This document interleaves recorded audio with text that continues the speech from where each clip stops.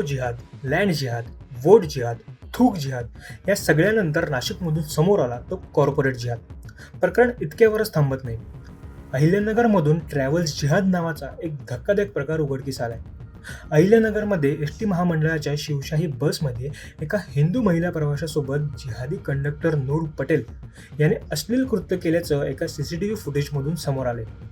सदर प्रकरणामुळे अहिल्यानगर परिसरात संतापाची लाट उसळल्याचं दिसून आलं. सकल हिंदू समाजाचा असा आरोप आहे की एस टी महामंडळातील बऱ्याच गाड्यांमध्ये जिहादी ड्रायव्हर आणि कंडक्टर आहेत, जे गाड्या मुद्दामहून प्रवासामध्ये धर्मांध मुस्लिमांच्याच हॉटेलवर थांबवतात.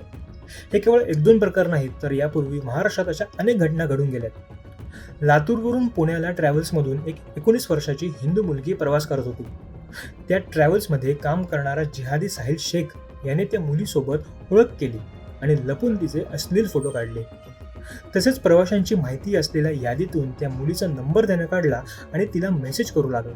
काही दिवसातच त्याने त्या मुलीला लव जिहादच्या जाळ्यात अडकवून तिला तिचे फोटो व्हायरल करण्याची धमकी सुद्धा तो देऊ लागला आणि कोणाला सांगितल्यास तुझ्या घरच्यांना मारून टाकीन अशी धमकी त्याने दिली. याचा फायदा घेऊन ब्लॅकमेल करत त्या मुलीला पुण्याहून हडपसर मार्केट ट्रॅव्हल्सने लातूर येथे घेऊन गेला आणि तिच्यावर वारंवार शारीरिक अत्याचार केला. यामध्ये त्याच्या जिहादी मित्रांचाही समावेश होता. त्यानंतर तरुणीला मौलानाकडे तो घेऊन गेला, लग्नासाठी दबाव टाकला, इस्लाम कबूल करण्यास सांगितलं, कुराण देखील वाचायला लावलं आणि हे सर्व न केल्यास तिला जीवे मारण्याची धमकी तो देत होता. दुसरं प्रकरण आहे पिंपरी चिंचवडमधलं. गेल्या वर्षीपासून कुदळवाडी, चिखली आणि मोशी टोलनाका येथून दररोज 4 ते 5 खासगी ट्रॅव्हल्स चाकण, मनसर आणि नाशिक मार्गे उत्तर प्रदेशातील नेपाळ सीमेपर्यंत धावतात.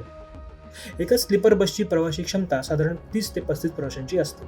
मात्र नियमांचं उल्लंघन करत या बसेसमधून दररोज 100 ते 150 प्रवाशांची अवैध वाहतूक केली जाते. याच पद्धतीने तितक्याच मोठ्या संख्येने लोक हे नेपाळ सीमेवरून पिंपरी चिंचवडमध्ये परतायत.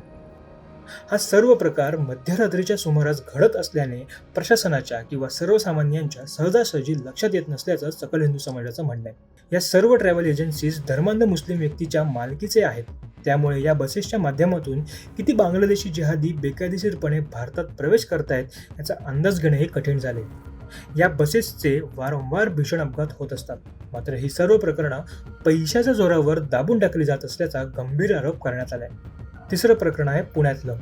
1.5 महिन्यापूर्वी पुण्यामध्ये शहरात धावणारी PMPL बसमधून प्रवास करत असताना जिहादी कंडक्टर आरिफ शेख याने एका 17 वर्षीय अल्पवयीन हिंदू मुलीचा विनयभंग केला. मोबाईल नंबर मागण्याच्या बहाण्याने जिहाद याने मुलीशी गैरवर्तन केलं. पीडितेने मोबाईल नंबर देण्यास नकार दिल्यानंतर आरोपीने तिच्याशी जबरदस्ती केल्याची धक्कादायक माहिती सकल हिंदू समाजाकडून सांगण्यात येते. प्रशासनाने अशा जिहाद्यांवर गुन्हा दाखल करून त्यांना तत्काळ अटक करावी. अशांना सेवेतून कायमचं बडतर्फ करावं.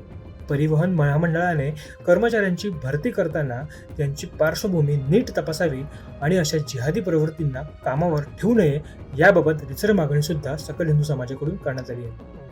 यावर तुमचं मत काय हे आम्हाला कमेंट करून नक्की कळवा. व्हिडिओ आवडल्यास आमच्या फेसबुक पेजला लाईक आणि यूट्यूब चॅनलला सबस्क्राईब करायला विसरू नका. तुर्तास धन्यवाद.